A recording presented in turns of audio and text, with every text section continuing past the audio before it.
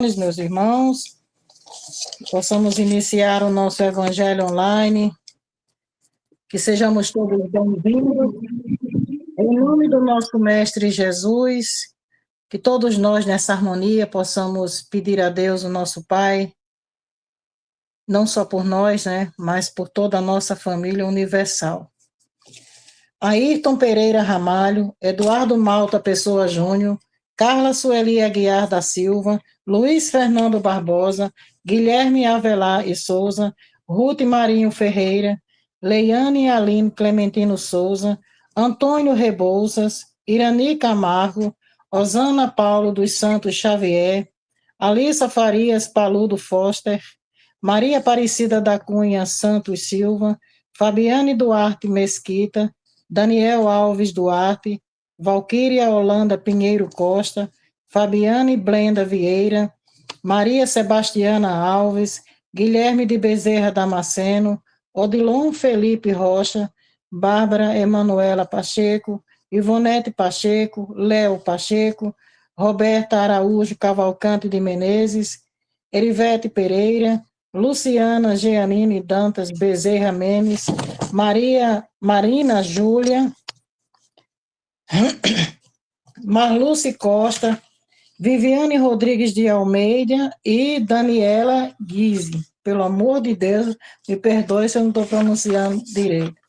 Então, que Jesus chegue a cada um, levando a ajuda, o consolo, o medicamento necessário, de acordo com a verdadeira necessidade de cada um. Que assim seja, meu Deus. Graças a Ti, Pai eterno.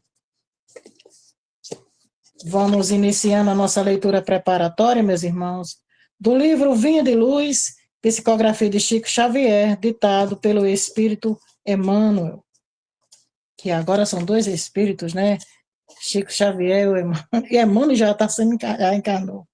Bom, nosso capítulo é o 7, intitulado Aos Discípulos. Um pequeno trecho da Epístola de Paulo, a primeira Epístola de Paulo, escrita aos Coríntios, capítulo 1, versículo 23.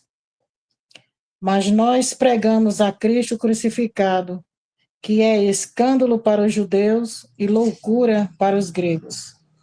E através dessa passagem, o Emmanuel nos esclarece. A vida moderna, com suas realidades brilhantes, vai ensinando às comunidades religiosas do cristianismo que pregar é revelar a grandeza dos princípios de Jesus nas próprias ações diárias. O homem que se internou pelo território estranho dos discursos, sem atos correspondentes à elevação da palavra, expõe-se cada vez mais ao ridículo e à negação. Há muitos séculos prevalece o movimento de filosofias utilitaristas, e ainda agora não escasseiam orientadores que cogitam da construção de palácios egoísticos à base do magnetismo pessoal e psicólogos que ensinam publicamente a sutil exploração das massas. É nesse quadro obscuro do desenvolvimento intelectual da Terra que os aprendizes do Cristo são expoentes da filosofia edificante da renúncia e da bondade, revelando em suas obras isoladas a experiência divina daquele que preferiu a crucificação ao pacto com o mal. Novos discípulos, por isso, vão surgindo além do sacerdócio organizado. Irmãos dos sofredores, dos simples, dos necessitados, os espiritistas cristãos encontram obstáculos terríveis na cultura intoxicada do século e no espírito utilitário das ideias comodistas. Há quase 2000 anos, Paulo de Tarso aludia ao escândalo que a atitude dos aprendizes espalhava entre os judeus e à falsa impressão de loucura que despertava nos ânimos dos gregos. Os tempos de agora são aqueles mesmos que Jesus declarava chegados ao planeta, e os judeus e gregos, atualizados hoje nos negocistas desonestos e nos intelectuais vaidosos, prosseguem na mesma posição do início. Entre eles, surge o continuador do Mestre, transmitindo-lhe o ensinamento com o verbo santificado pelas ações testemunhais. Aparecem dificuldades, sarcasmos e conflitos. O aprendiz fiel, porém, não se atemoriza. O comercialismo da avareza permanecerá com o escândalo, e a instrução envenenada demorar-se-á com os desequilíbrios que lhe são inerentes. Ele, contudo, seguirá adiante, amando, exemplificando e educando com o libertador imortal. Graças a Deus. Então, mais uma vez, o Emmanuel nos traz aqui uma reflexão. Como é que nós estamos agindo? Né? A nossa responsabilidade digamos assim, de compartilhar o Evangelho de Jesus.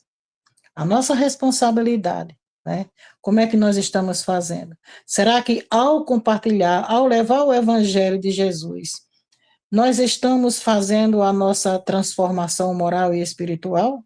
Ou nós estamos só fazendo assim palavras saindo de nossa boca, só palavras sem haver a transformação, né? É preciso a gente se apegar a isso demais para ver como é que nós estamos agindo, né? Se os ensinamentos de Jesus estão entrando por um ouvido e saindo pelo outro. Queira Deus que a gente esteja realmente com essa responsabilidade, levando o Evangelho de Jesus e fazendo a nossa reforma íntima, ok? Nesse momento, eu convido o nosso irmão, o senhor Gilson, para que possa fazer a nossa prece inicial. Seja bem-vindo, senhor Gilson. Boa noite a todos, paz e luz a todos nós. Vamos só agradecer pelo dia de hoje, pedindo ao Pai que o amanhã seja melhor do que hoje. Hoje eu vou fazer a prece do Hindu. É maravilhoso, Senhor, meus braços perfeitos quando há tantos mutilados. Meus olhos sadios quando há tantos que não têm luz. Minha voz cantando quando há outros que se emudecem. Minhas mãos trabalhando quando há outros que mendigam. É maravilhoso retornar à casa quando os tantos não têm para onde voltar. É bom sorrir, amar, sonhar e viver quando há tantos que choram, odeiam, têm pesadelo e morrem antes de viver. É maravilhoso, Senhor, ter um Deus para crer. É maravilhoso, enfim, ter tão pouco para pedir e tanto o que agradecer. Que assim seja. Pai amado, recebe esta humilde prece, transformando em bálsamo e consolador para todos nós, encarnados, desencarnados, amigos e inimigos, para que possamos ter o Evangelho da noite de hoje com muita paz, muita perseverança e muita alegria no coração de todos nós. Que assim seja, eu volto à palavra a Rita. Graças a Deus. Obrigado, senhor Gilson. Lembrando o nosso copo com água, tá, meus irmãos? Para ficar ao nosso lado, quando concluir o nosso evangelho, para que possa ser fluidificada. Nesse momento eu peço a Deus, nosso Pai Celestial, ao nosso querido Mestre Jesus, a nossa Mãe Maria Santíssima, ao mentor da nossa casa, Dr. Bezerra de Menezes, a permissão para iniciarmos o nosso evangelho online da noite de hoje, convidando o nosso irmão, o senhor senhor Arlindo, para que possa fazer a leitura e a explanação. Seja muito bem-vindo, senhor Arlindo. Obrigado, minha irmã, obrigado por mais esta oportunidade, que sejam todos e todas bem-vindas. E hoje nós vamos iniciar o capítulo 2, cujo título é Meu Reino Não É Deste Mundo. E vamos fazer a nossa explanação sobre os itens 1, 2 e 3. Iniciando aqui no item 1, esta passagem de São João, que está no capítulo 18, nos versículos 33, 36 e 37, que nos diz: Pilatos, tornando a entrar, pois, no palácio, e tendo feito vir Jesus, lhe disse: Sois o rei dos judeus? Jesus lhe respondeu: Meu reino não é deste mundo. Se meu reino fosse deste mundo, minhas gentes teriam combatido para me impedir de cair nas mãos dos judeus, mas o meu reino não é deste mundo. Aqui eu já faço uma breve paradinha só para fazer uma alusão ao fato de que Jesus também era judeu, mas não coadunava com todas aquelas mazelas, com todas aquela prepotência, com todas aquelas maldades que eram praticadas tanto na esfera pessoal, como na moral e na humana, né? Que eles maltratavam aqueles que não podiam pagar o dízimo no templo e por aí afora. Então, Jesus já deu aqui a sua opinião e a sua palavra sobre o que ele representava, mesmo sendo judeu. Pilatos então lhe disse: Sois, pois, rei? Jesus replicou: Vós o disseste, eu sou rei e não nasci e nem vim a este mundo, senão para testemunhar a verdade. Qualquer que pertença à verdade, escuta minha voz. Ele veio exatamente nos trazer a palavra, o amor, a esperança e nos orientar, nos ensinar como cumprir as leis divinas, das quais ele era o principal mensageiro e responsável diante do Pai em transmitir esses ensinamentos à humanidade nascente e tinha toda essa autoridade para se expressar dessa forma diante de quem quer que seja. E assim mesmo ele sofreu a partir daí. Ele começou a sofrer as perseguições, as provocações, o sarcasmo, as agressões em muitas situações, porque aqueles sacerdotes que eram os donos se achavam donos da verdade, tinham autoridade no templo e ditavam as leis, tinham medo de perder aquela posição diante da população que acompanhava, que ouvia os ensinos de Jesus, e assim começaram a desenvolver direto a esta campanha difamatória, provocadora e de descrédito em cima do trabalho, da atividade, dos ensinos que o Mestre Jesus desenvolvia naquela época, né? Mas ele nunca se deixou abalar. São inúmeras as passagens em que eles, tentando provocá-lo, o exemplo daquela da mulher adúltera, que ele disse: atira a primeira pedra quem estiver sem pecado, aquela de fazer as suas refeições sem lavar as mãos, e várias outras que nós conhecemos no Evangelho, e ele saía, digamos assim, de letra. Ele já tinha a resposta pronta, ele já tinha todo o discurso preparado para enfrentar qualquer provocação e qualquer insinuação maldosa que viria da parte dos fariseus e dos saduceus, que eram as principais figuras da época, eram os mandatários. E assim ele, já sabendo de quem se tratava, já se precavia preparando a resposta que os desconcertavam, os tiravam de tempo. A qualquer resposta que ele desse, para ele já era um desafio, e eles não tinham como retrucar, não tinham como contestar aquela verdade que era dada naquele momento. E vamos ao item 2, que vai falar sobre a vida futura.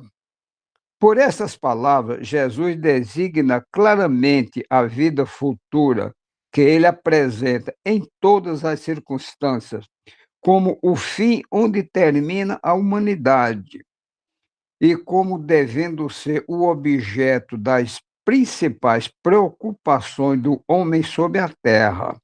Todas as suas máximas se referem a esse grande princípio. Sem a vida futura, com efeito, a maior parte dos seus preceitos de moral não teriam nenhuma razão de ser.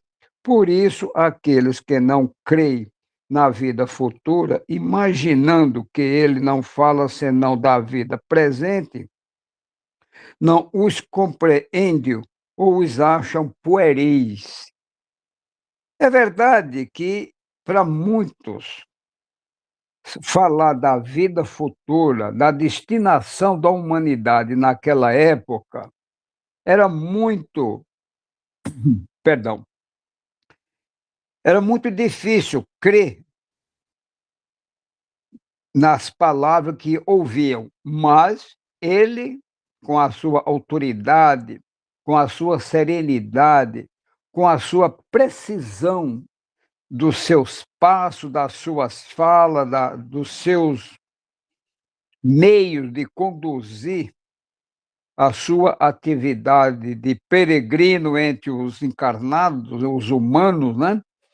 Ele não se abalava, ele não temia. E, falando da vida futura, já fica bem claro aqui no início desse parágrafo que é o nosso destino final. Quando fala aqui o fim da humanidade, não é o fim da humanidade, e sim o fim e o destino de todos os espíritos desencarnados aqui na Terra. Quando chegar a sua hora, iremos para o mundo celestial. E, dependendo do nosso merecimento, das boas obras que aqui praticamos enquanto encarnados, e do amor, da caridade que divulgamos, distribuímos e praticamos também, temos um lugar na vida futura. Porque se nós nos voltarmos de mente e coração para esse tópico, vamos saber que precisamos muito trabalhar e contribuir com a nossa própria evolução, com o nosso próprio crescimento e com a nossa própria transformação pessoal, moral e espiritual, para que sejamos candidatos a um pontinho da vida futura, ou uma das moradas celestes que ele para nós construiu, né? Esse dogma pode, pois, ser considerado como o ponto central do ensinamento do Cristo. Por isso está colocado como um dos primeiros no início desta obra, porque deve ser o ponto de mira de todos os homens. Só ele pode justificar as anomalias da vida terrestre e concordar com a justiça de Deus.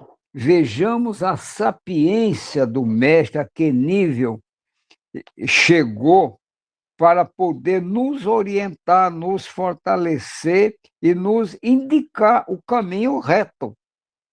E Kardec, brilhantemente na sua codificação, nos traz aqui os meios como podemos entender todas essas circunstâncias que nós vivenciamos no dia a dia, todas as anomalias do planeta, da humanidade como um todo, e não deixar de concordar e respeitar a justiça de Deus, né? Vamos para o item 3. Os judeus não tinham senão ideias muito incertas quanto à vida futura.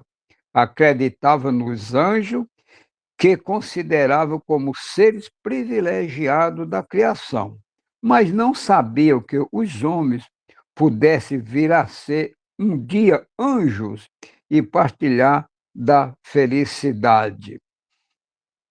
Segundo eles, a observação das leis de Deus era recompensada pelos bens da terra, pela supremacia da sua nação, pelas vitórias sobre seus inimigos. As calamidades públicas e as derrotas eram o castigo de sua desobediência. E observemos que até hoje, ainda a nação judaica se considera vítima das agressões dos seus inimigos e tudo faz, pessoal e tecnologicamente, meios para se defender e para fazer frente àquilo que Jesus mesmo disse, que seria a terra prometida e que lá eles viveriam por muitos séculos.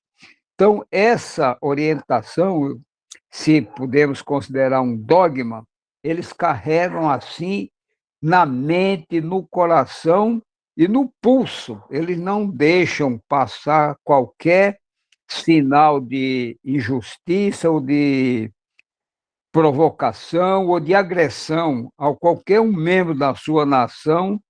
Eles dão a resposta em cima e na hora, não deixam, não esperam para amanhã. Eu acompanho sempre as literaturas sobre a trajetória dos judeus e lembro muito bem de Ben-Gurion e de Golda Meir, que foram os dois baluartes da formação, da organização e da união da nação judaica, né?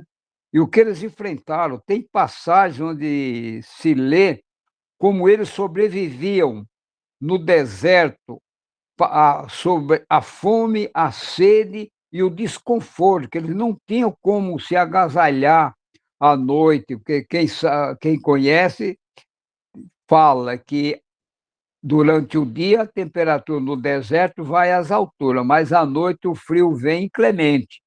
Então, eles enfrentaram tudo isso, vivendo em cabana, vivendo em tendas e se alimentando quando era possível e da maneira que lhe era chegado. Então, são exemplos para nós que hoje eles são considerados agressores, são considerados invasores, são considerados tudo o que é de qualificação negativa, são jogadas para cima dele. Mas por quê? Eles lutam por aquilo que Deus lhe deixou, que Jesus lhes dá, quando ele os tirou da escravidão no Egito, que caminhou por 40 anos sobre o deserto, e eles tinham um objetivo, sabia que a eles pertencia aquele território. E assim a história nos mostra diariamente o que ocorre naquela região. Portanto, esse dogma aqui é muito bem colocado no sentido das vitórias sobre seus inimigos e das decepções quando a inclemência da natureza os atinge, né? Continuando. Moisés, sobre isso, não poderia dizer mais a um povo pastor ignorante, que devia ser tocado, antes de tudo, pelas coisas deste mundo. Mais tarde, Jesus veio lhes revelar que há um outro mundo, onde a justiça de Deus segue seu curso. É esse mundo que ele promete àqueles que observam os seus mandamentos, os mandamentos de Deus, e onde os bons encontrarão sua recompensa. Esse mundo é o seu reino, e aí é aí que ele está em toda a sua glória e para onde vai retomar ao deixar, perdão, retornar ao deixar a terra, que é a frase que ele disse aos seus discípulos quando dele se despediu, que voltaria para o Pai, iria construir a morada celeste e que, quando terminasse, voltaria e nos levaria com ele, para que, onde ele estivesse, lá nós estivéssemos também. Então, por essas razões bem claras, bem precisas aqui nesse evangelho de hoje, nós sabemos que não dependemos de mais ninguém para alcançar esse mundo celeste, esse mundo espiritual, essas moradas determinadas pelo Pai. Só dependemos das nossas ações.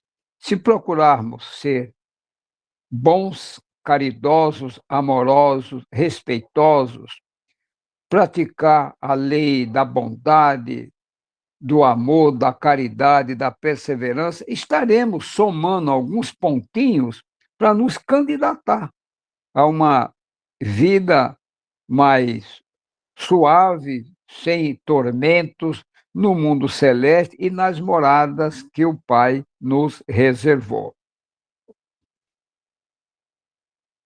Enquanto Jesus, conformando o seu ensino ao estado dos homens da sua época, não acreditou dever-lhes dar uma luz completa, que o teria ofuscado, sem os esclarecer, porque não o teria compreendido. Ele se limitou a colocar de alguma sorte a vida futura em princípio, como uma lei natural a qual ninguém pode escapar. Todo cristão crê, pois forçosamente na vida futura, mas a ideia de que muitos fazem dela é vaga, incompleta e por isso mesmo falsa em vários pontos. Para um grande número, não é senão uma crença sem certeza absoluta. Daí as dúvidas mesmo e a incredulidade. São aquelas dissidências daqueles que não acreditam na vida futura, não acreditam nos ensinos de Jesus, não acreditam no Espiritismo, não respeitam a doutrina, e a incredulidade cresce, as dissidências e os conflitos entre religiões. E é assim que nós devemos nos precaver, devemos estar atentos para aquilo que ouvimos, para aquilo que transmitimos, para que não venhamos alimentar essa chama que devora as consciências daqueles que acreditam no destino do espírito após a morte, que acreditam nos ensinos do Cristo e que praticam de uma maneira simples, direta e objetiva os ensinos do Espiritismo.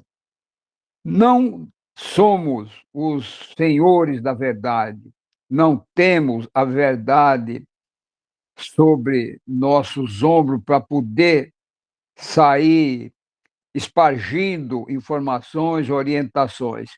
Temos que ter consciência que somos aprendizes e que cada momento em que nós fazemos uma apresentação, que nós fazemos uma preleção, nós lemos, divulgamos ou comentamos as obras da codificação espírita, é necessário que tenhamos a consciência de que somos escolhidos, somos orientados, somos protegidos pela espiritualidade maior, que conosco está a cada instante, para que não caiamos em desfiladeiros, que não venhamos perder essa ideia que abraçamos, para que possamos seguir adiante em busca da vida futura. E continuando aqui, a nossa leitura. O Espiritismo veio completar nesse ponto, como em muitos outros, o ensinamento. Olha, aqui eu já leio, o ensinamento do Cristo.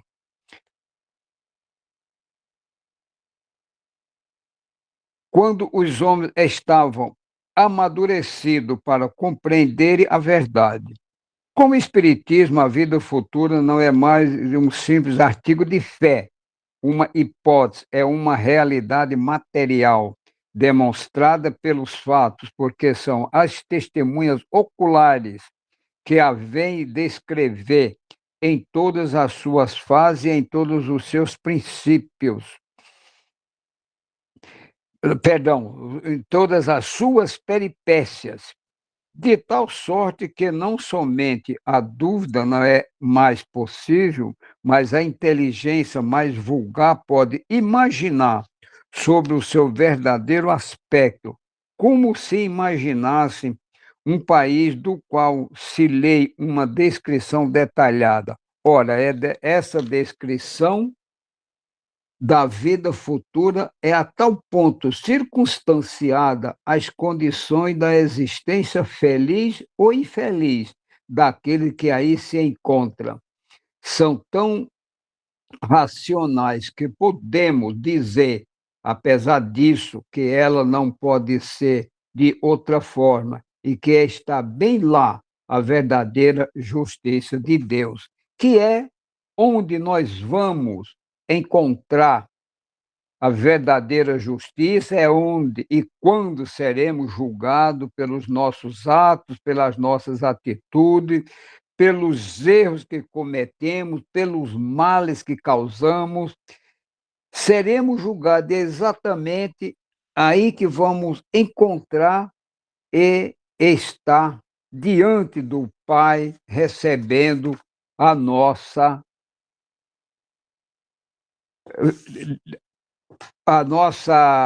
punição, que seja, ou a nossa bênção, que dependendo das nossas obras, dos nossos atos, seremos julgados naquilo que fomos merecedores.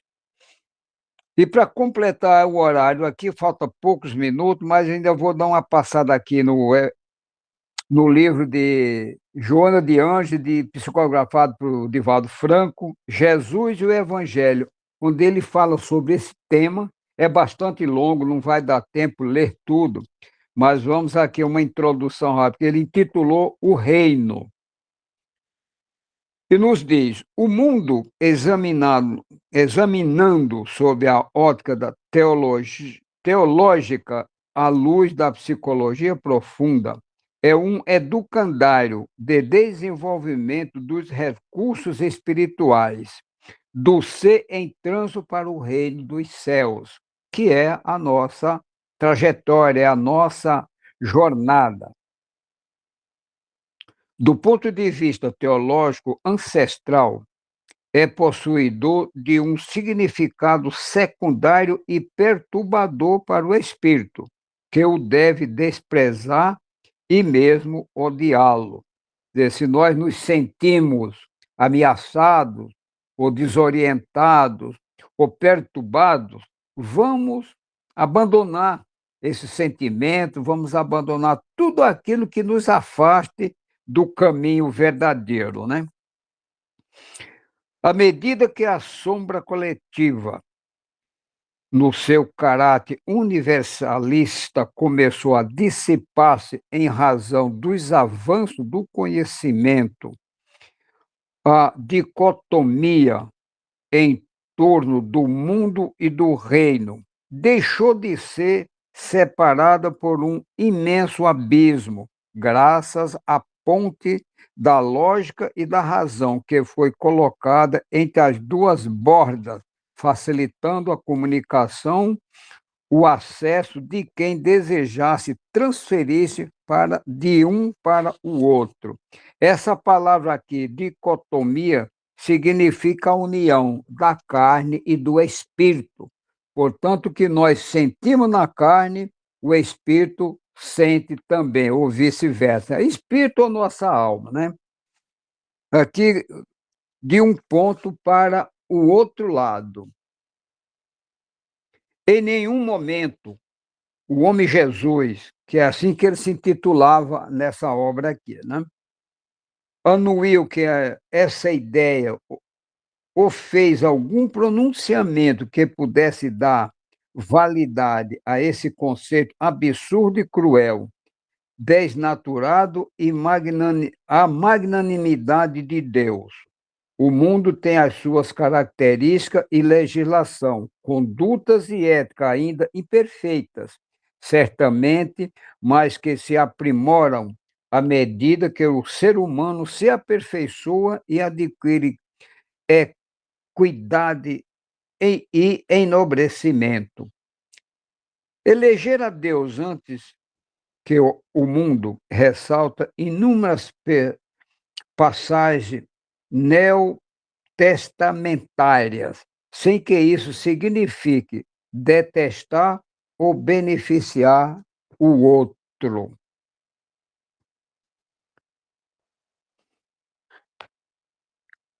A sua é uma doutrina toda alicerçada de expressões imortalistas na vida futura, que a tudo guarda, propiciando conquista desse desiderato, mediante a autotransformação e elevação de propósito, a eleição de metas significativas e profundas, que é a nossa obrigação como divulgadores, estudiosos da doutrina dos espíritos, procurar as orientações, buscar a nossa autoafirmação e a nossa elevação de nossos propósitos, né?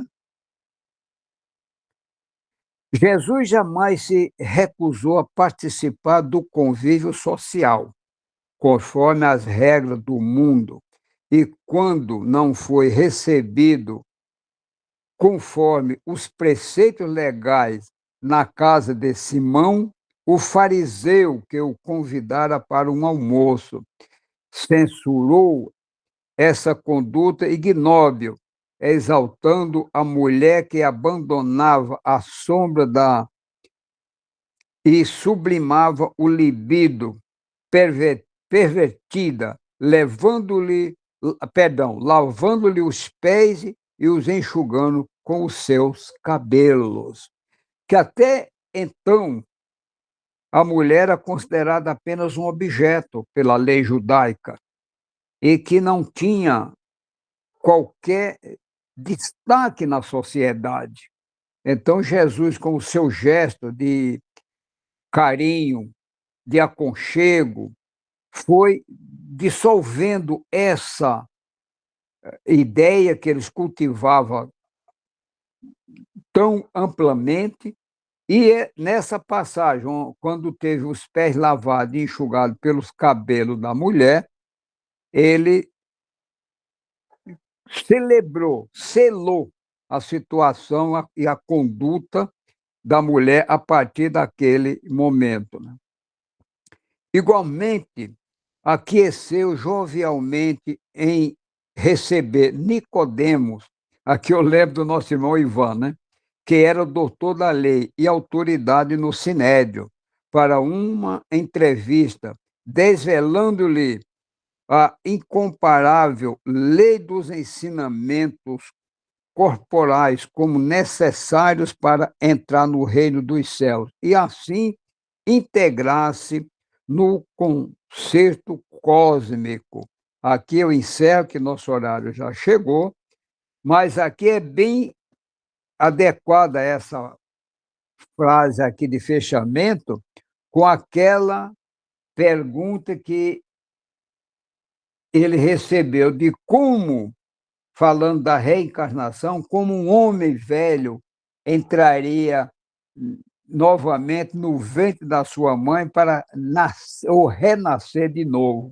E Jesus lhes respondeu que se ele não entendia das coisas que ele lhe falava, das coisas da terra, como teria entendimento para as coisas do céu? Então vejamos, meus irmãos, que é muito clara toda essa lição do Evangelho quando nos traz os ensinamentos, as orientações e as regras de conduta e de sobrevivência no planeta Terra para que um dia alcancemos um degrau mais elevado e, quem sabe, uma morada celeste no reino do nosso amado Mestre Jesus. Que assim seja. Então vamos, convido a todos a serenar suas mentes, seus corações, mentalizar o nosso Pai Celestial e agradecer por mais esta oportunidade. Senhor Deus, Pai de infinita bondade e amor, Mestre Jesus, Mestre, irmão e amigo de todas as horas, a Virgem Mãe Santíssima, nossa Mãe e Tutora Maria de Nazaré, e a toda a espiritualidade amiga, a todos os mentores espirituais, em especial aqueles que conosco estão todas as noites, que nos dão sustentação para o nosso evangelho, encarnados e desencarnados. Que o nosso Pai Celestial, através da espiritualidade amiga, liderada pelo nosso mentor, Dr. Bezerra de Menezes, possa levar a cada um deles a cura, o alívio das suas dores e sofrimento e aliviar das suas aflições. E a todos aqueles nossos irmãos que se encontram hospitalizados, recolhidos às prisões, aos manicômios, aos reformatórios, às casas de transição, aos leprosários, aos hospitais infantis, às UTIs, aos corredores dos hospitais, onde o sofrimento, a dor e a aflição são visíveis a cada um de nós que tenhamos a oportunidade de conhecer esse recinto, que Deus possa levar o alívio através dos seus anjos guardiões e socorrer a cada um desses nossos irmãos, procurando levar a paz, a tranquilidade e o refazimento para os seus espíritos, para os seus corpos. E aqueles nossos irmãos que perambulam pelas ruas, que Jesus não os deixa sozinhos, sempre estará com eles, levando o alívio, a esperança, mesmo naqueles corações amargurados, naquelas mentes perturbadas que não sabem o porquê de tanta aflição, e que nós que tenhamos ainda a oportunidade de ajudar a cada um deles com o pouco que Deus nos empresta e fazer com que se sintam mais dignos da convivência em sociedade e reconheça a dignidade humana que está ao alcance de todos. Que assim seja, Senhor. Pai nosso que estás no céu, santificado seja o vosso nome. Venha a nós o vosso reino. Seja feita a vossa vontade, assim na terra como nos céus. O pão nosso de cada dia nos dai hoje, Senhor. Perdoai-nos as nossas ofensas, assim como devemos perdoar e amar a quem nos tenha ofendido. Não nos deixeis cair em tentações, mas livra-nos de todo o mal. Que vosso é o reino, o poder e a glória, hoje e sempre. Ave Maria, cheia de graça, o Senhor é convosco, Senhora. Bendita sois entre as mulheres e bendito é o fruto do vosso ventre, Jesus. Santa Maria, Mãe de Jesus, rogai por nós, pecadores, agora e na hora da nossa morte. Amém. Com essa prece, Senhor, agradecemos a oportunidade de trabalhar e servir, e que todos que conosco estiveram nessa noite, encarnados e desencarnados, sejam abençoados, orientados e iluminados pela equipe espiritual. E assim, Senhor, passo a palavra à nossa irmã dirigente para as suas considerações finais. É com você, Rita. Graças a Deus. Obrigado, senhor Arlindo. E com esta prece, que a espiritualidade benfeitora possa visitar os nossos lares, socorrendo irmãos necessitados e conduzindo-os aos locais específicos, de acordo com a verdadeira necessidade de cada um. Que possam também, meus irmãos, fazer uma asepsia em nossos lares recolhendo todas as energias deletérias e encaminhando às esferas espirituais, onde possam ser trabalhadas e transformadas em energias benéficas. Senhor meu Deus, Mestre amado Jesus, Mãe querida, Maria de Nazaré, nosso querido mentor, Dr. Bezerra de Menezes, peço a permissão para encerrar o nosso Evangelho no Lar da noite de hoje. Desejo a todos paz, luz, que Deus nos abençoe. Até amanhã tem mais Evangelho. Obrigado.